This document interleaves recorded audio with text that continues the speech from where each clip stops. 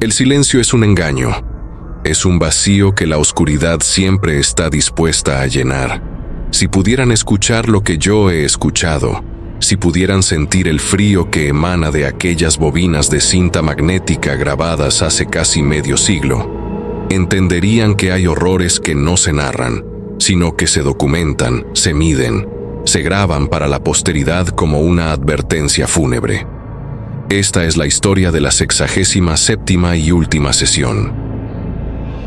El final de un calvario de 10 meses que culminó no con la liberación, sino con un silencio definitivo que resonó en los tribunales, en la iglesia y en los rincones más lóbregos de la fe moderna. El mundo la conoció como Anneliese Michel, una muchacha alemana consumida por fuerzas que ni la medicina ni la teología pudieron contener. Pero la pregunta que perdura, la que atormenta a cualquiera que escuche los registros, es esta: ¿quién o qué murió realmente esa noche de julio? Antes de adentrarnos en el hedor a azufre y desesperación, debemos entender el contexto. La historia comienza en 1973, en Klingenberg, una pequeña y devota comunidad bávara. Anneliese no era una renegada, era una joven excepcionalmente piadosa, educada en un ambiente de intensa fe católica. Su devoción era tal que a menudo dormía en el suelo frío como penitencia. Esto es crucial. Su psique no era un campo de batalla para el ateísmo o la duda, sino un templo que, de repente, fue profanado. Los primeros signos fueron sutiles, pero extrañamente específicos. A la edad de 16 años, sufrió un primer ataque, un espasmo violento y repentino. Los médicos dictaminaron epilepsia del lóbulo temporal. Se le recetaron potentes anticonvulsivos. Aquí es donde el camino se bifurca. La medicina intentó curar el cuerpo, pero lo que la joven comenzó a experimentar iba más allá de la neurología. Comenzó a ver rostros demoníacos flotando en el aire. Sus oraciones, que antes eran su refugio, se convirtieron en tormento. Las voces, primero susurros, luego alaridos, comenzaron a hablarle, condenándola. Si esto hubiera sido el único síntoma, la psiquiatría habría prevalecido.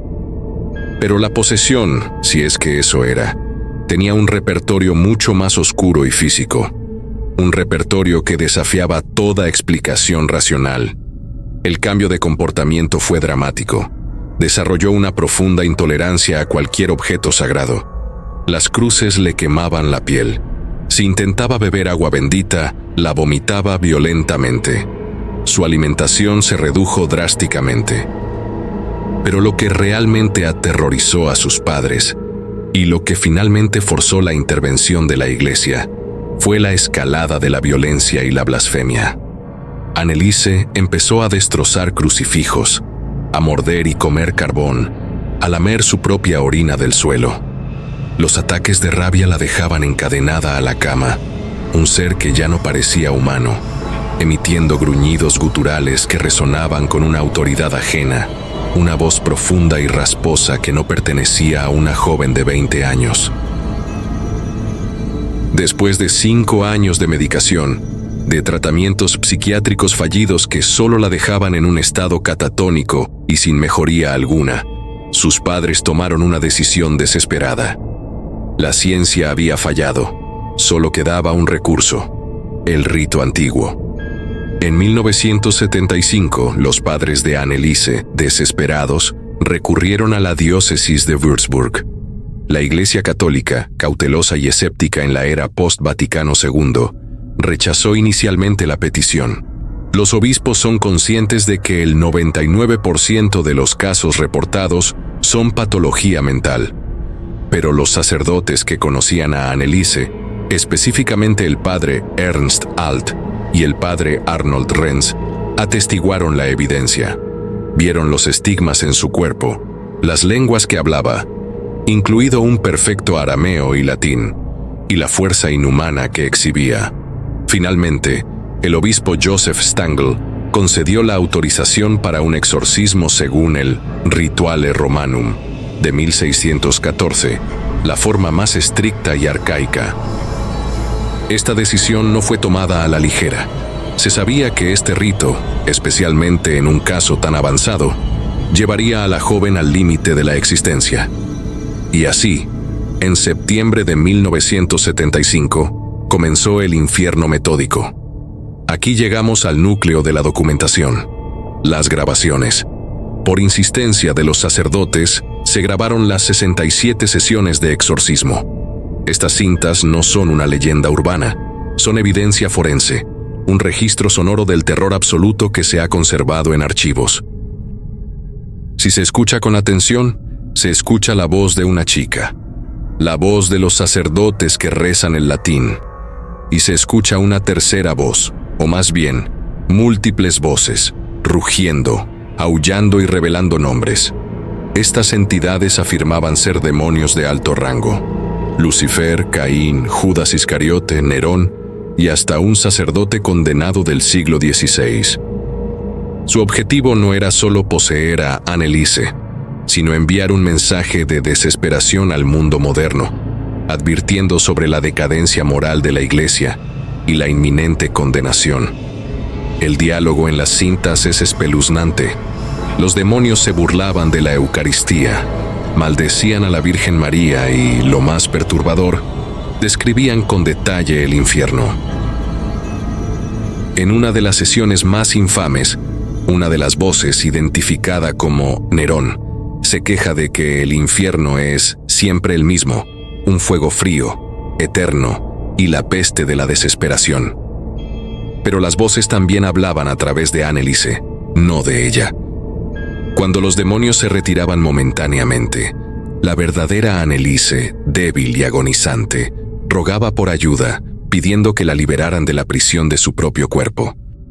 Ella estaba siendo destrozada lentamente desde adentro, y los sacerdotes, limitados por el protocolo y la fe, no podían hacer otra cosa que seguir rezando. El proceso era agotador. Cada sesión duraba horas. Anneliese estaba confinada, a menudo atada para evitar que se autolesionara o atacara a los sacerdotes. Perdió peso de manera catastrófica. Las rodillas se le rompieron debido a las constantes genuflexiones forzadas durante los exorcismos. Su rostro se convirtió en una máscara de sufrimiento, sus ojos hundidos y su piel tensa sobre los huesos. A medida que el año 1976 avanzaba, la situación se hizo insostenible. Los demonios, aparentemente conscientes de que su tiempo se agotaba, intensificaron su resistencia.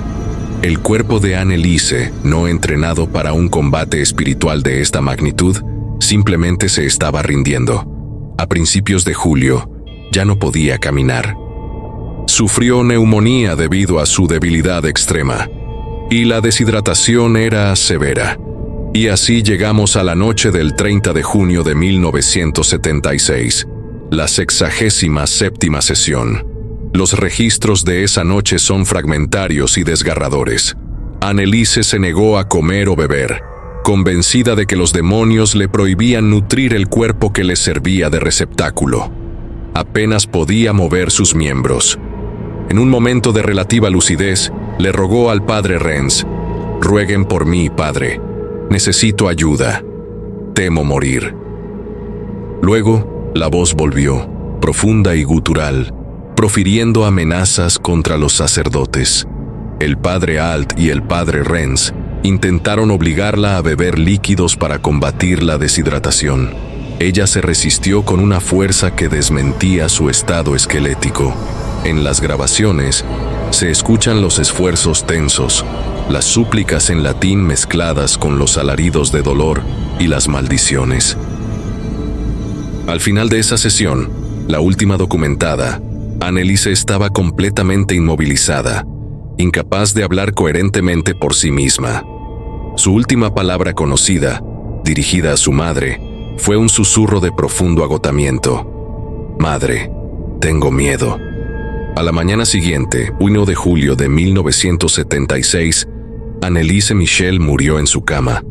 Tenía 23 años. Su cuerpo pesaba apenas 31 kilogramos. Estaba cubierta de moretones, laceraciones y marcas de las cadenas que se usaban para contenerla. El silencio que siguió al cese de las grabaciones fue el más ensordecedor de todos.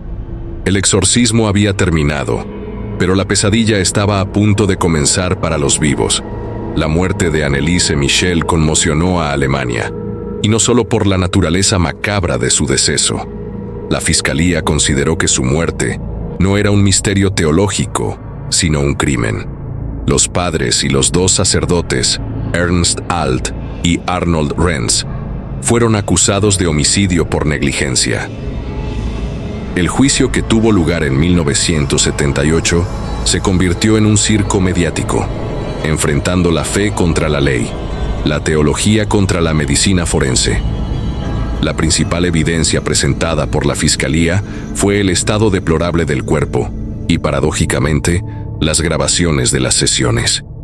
Los médicos forenses testificaron que, si Anneliese hubiera sido alimentada o llevada a un hospital incluso una semana antes, habría sobrevivido. Su muerte se debió a la inanición y la deshidratación, pero la defensa argumentó algo mucho más difícil de refutar ante un jurado. ¿Cómo se puede ser negligente al intentar salvar el alma de alguien? Los sacerdotes se defendieron alegando que Anneliese rechazaba la ayuda médica y que ella misma había aceptado su destino como una víctima de expiación, ofreciendo su sufrimiento para la salvación de las almas errantes de Alemania. El momento culminante del juicio fue cuando el tribunal reprodujo extractos de las 67 grabaciones.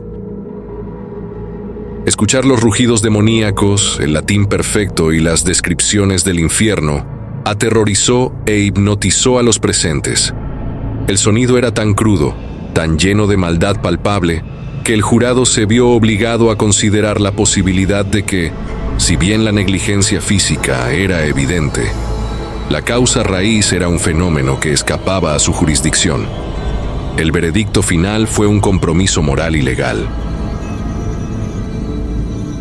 Los padres y los sacerdotes fueron declarados culpables de homicidio por negligencia, pero se les otorgó una sentencia suspendida de 6 meses en prisión. El tribunal esencialmente afirmó: no importa si el demonio existió, tenían la obligación legal de proteger la vida terrenal de Anneliese. Sin embargo, el impacto del juicio fue mucho más profundo que la sentencia. La Iglesia Católica Alemana, avergonzada y consciente del escrutinio público, revisó sus directrices sobre el exorcismo, insistiendo en que el diagnóstico psiquiátrico debe prevalecer y ser exhaustivo antes de considerar cualquier rito. La práctica, ya relegada a las sombras, se hizo aún más hermética. La tumba de Anneliese Michel en Klingenberg se convirtió en un lugar de peregrinación. Para algunos, era el lugar de descanso de una víctima de la ignorancia religiosa. Para otros, era el santuario de una mártir que combatió al infierno mismo. El mito creció, alimentado por la existencia innegable de aquellas cintas, el registro audible de una batalla que costó una vida. Hoy, la historia de Anneliese Michel sigue siendo el estándar de oro para el debate sobre la posesión. ¿Fueron las voces en las cintas realmente Lucifer, Nerón y Caín? ¿O fueron manifestaciones de un trastorno psíquico grave que se agravó por la fe extrema y la interrupción del tratamiento médico? Lo que sabemos con certeza es esto: las grabaciones existen, y el horror que contienen no es ficción. Es el sonido de una mente destrozada o de un alma en guerra. La última sesión, la 67ª, terminó con el cese de la vida de Anneliese Michel, dejando atrás un legado de duda, terror y una documentación sonora que nos obliga a preguntarnos: ¿cuánto estamos dispuestos a sacrificar en la lucha entre lo terrenal y lo trascendente? La verdad, al igual que los demonios que supuestamente la atormentaron, permanece en las sombras, esperando el momento justo para hablar de nuevo a través del silencio. Si esta inmersión en la oscuridad de la fe y el terror te ha dejado con más preguntas que respuestas, te invito a explorar las otras profundidades que documentamos en este canal. La historia de Anneliese Michel es solo una prueba de que, a veces, la realidad es mucho más escalofriante que cualquier ficción. Suscríbete para no perderte el próximo descenso a lo desconocido. Hasta entonces, y especialmente en la noche, mantente alerta. El silencio es, después de todo, un engaño.